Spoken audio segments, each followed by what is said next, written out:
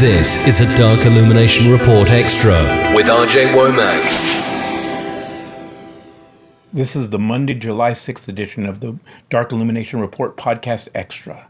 And on today's episode, I'm going to be answering a question from somebody who says to me that they had a connection with Lucifer in their childhood and they've kind of lost that connection. Do I have any advice I can give them? And that'll be the question I'm answering on today's episode. But before I get to that, I want to address a comment that someone left on my YouTube video. I think it was Bradley who said to me that, you can address all these questions from people on your podcast, but you can't answer my relationship problems, or you can't answer my question on Twitter. Well, first of all, Bradley, if I remember right, that's your name, right? Bradley, yes. Okay. You have changed your account name many times on Facebook and on Twitter, and you get mad and you throw fits and you do this stuff to the point where nobody in Satanism will even answer your questions anymore. And I've been nothing but polite to you, and I have answered your questions in the past. And I just saw your most recent question about 2 or 3 hours ago. So I'm sorry if I have inconvenienced you by not answering your question on your time frame, but let me just enlighten you a little bit, even though it's none of your business. I spent about 4 hours talking to a friend of mine in England who was going through a family crisis and trying to help her and support her. Then after I finished talking to her, I did a ritual that I promised the spirits I would do, a full moon ritual last night. Then after that, I recorded an episode of this podcast at 3:30 in the morning to respond to Sophie's question, because I promised everybody that I would do an episode every day. And this was on 4th of July, I might add. So, my dear Satanist friend, what is it that you did last night?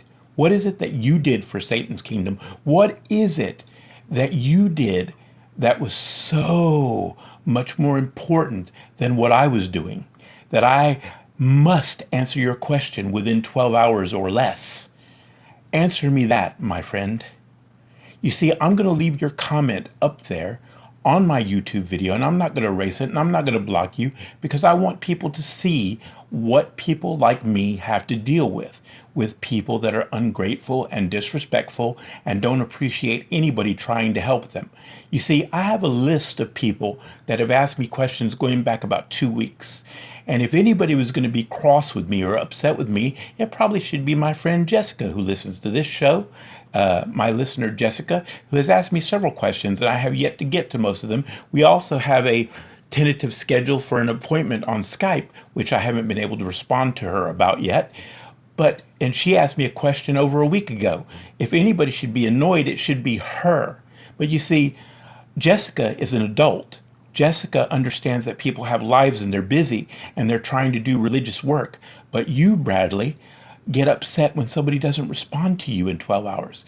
And I want everybody to know this is the kind of crap we deal with. Those of us who try to do ministry work in Satanism and in the occult, we deal with people behaving badly. This is why you have no real priesthood in Satanism. This is why you have no real satanic organizations in Satanism. This is why you have nothing but con artists out to make money, because every good person that really is trying to help and really does love Satan and respects the religion of Satanism or diabolism gets tired of dealing with this fake ass crap, and they decide to quit and they just mind their own business and deal with their own families, because they have to deal with fake ass crap and people acting this way. Act like you got some sense.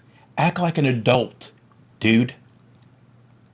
Don't expect people to respond to you within 12 hours to your questions. And as I pointed out earlier, you've changed your Facebook account so many times, so many Twitter accounts, because nobody will deal with you because they're tired of it.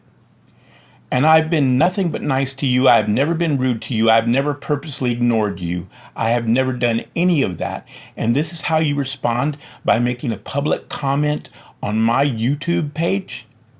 That's your response? That's how you show your gratitude? Dude, get over yourself. Grow up a little bit, for fuck's sake. Anyway, enough of that. Let's get on to the next topic. Okay, so the question I have from a listener is asking me, do I have any advice? Because they've lost their connection with Lucifer. They feel they've lost their connection with Lucifer. First of all, I want to say that I'm not going to say this person's name because I want to respect their privacy and their personal, situation. So what I will say is, if you had a connection with Lucifer in the past, in your childhood, then you can likely regain that relationship and you can repair it. But what I would say is that I would go back and examine what happened in my life, what was happening at the time when I had that connection, and what happened during the time when I lost the connection. Did you not do something you promised Lucifer you would do? Did you get scared and unknowingly, maybe subconsciously, tell him to go away or push him away and not do, not want him to contact you? Because if you're afraid of them, and if they feel that there's nothing productive that they can get out of the relationship, or they can't work with you, they will pull their presence away. So I would seriously examine all the situation around and all the events around the time when you lost that connection with Lucifer, and try to figure out what may have caused it.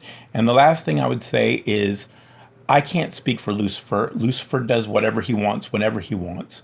I'm not trying to speak for him, so he can contact anybody he wants, whenever he wants, and that's up to him. And the relationship between you and him is between you and him. The other last piece of advice I'll give you is, never let anyone perform rituals on your behalf. You need to perform your rituals for yourself. You need to make your pacts for yourself, because the whole thing about connecting with Satan and Lucifer in a devotional way is about building the relationship between you and Lucifer. You don't let other people do rituals for you if you want to make a connection with Lucifer. I know that's not much advice, and I know it's probably not very helpful, but honestly, I hope it helps you. Thank you for listening to the Dark Illumination Report podcast. For the latest news headlines, show information, and more, go to rjwomack.com. That's RJWOMACK.